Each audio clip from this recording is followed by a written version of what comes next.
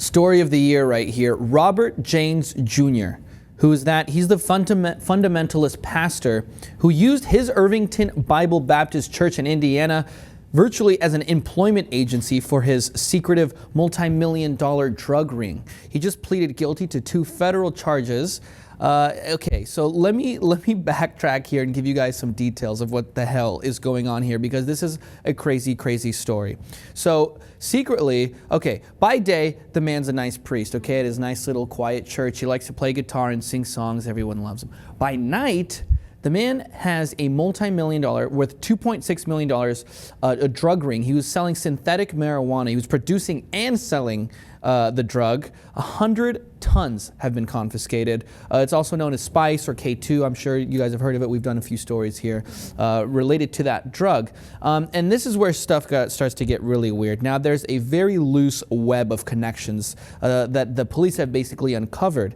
Those don't only include basically every member of his nice, quaint little church, but apparently there's a bunch of police involved who are married guys, you know, nice people, a former traveling clown who ran for the state legislature at one point, an Indianapolis, a public school teacher as well.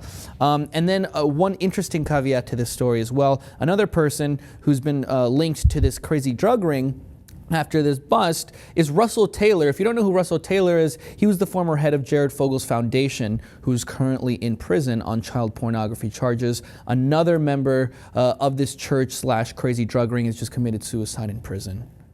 What the hell is going on over here? He's just pleaded guilty. He had to forfeit at least $41,000. He's going to spend no more than 12.5 years in jail. He's also had to give over 800 pounds of silver-colored coins and bars, all obtained through his illegal drug trade, which spanned from Indiana internationally to China. Breaking Bad, anyone? Does this ring any bells? What is he doing about the actual people that he sold this to? Is he defending them? I feel like he would. This goody two-shoe churchgoer, and then at night he's doing some shady activity. What about his own community members? I don't know how well this is going to actually go over, or if this is going to work, but he did, when pleading guilty, he did say, please spare all the members of my church, don't take them. How heroic. They didn't know what they were getting themselves into. It was all my fault. Whether that's going to work or they're going to give them sympathy or not, I highly doubt that. And I think they knew what they were getting into with some K2. Yeah. Interesting. Yeah, I don't know. This is just another example of someone kind of, I mean, I wonder his underlying reason for all this, you know? A lot of you money. You mean like what I'm trying to get into his mind, his psychosis. Well, I mean, this guy had hundreds and hundreds of pounds of silver. He had probably so much money over here. Like, come on, the guy was scraping in the dough.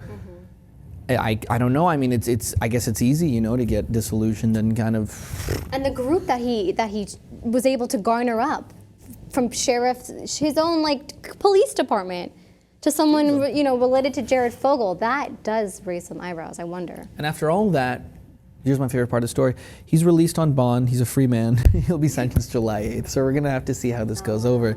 But I mean, when you have a pastor who founded his own church, you add synthetic weed, plus you sprinkle some police officers involved with some former traveling clowns who ran for legislature, and then Jared Fogel's ex, head of his foundation. I mean, this story is just so strange, and I'm pretty sure, or at least I hope, we see a movie of this very soon.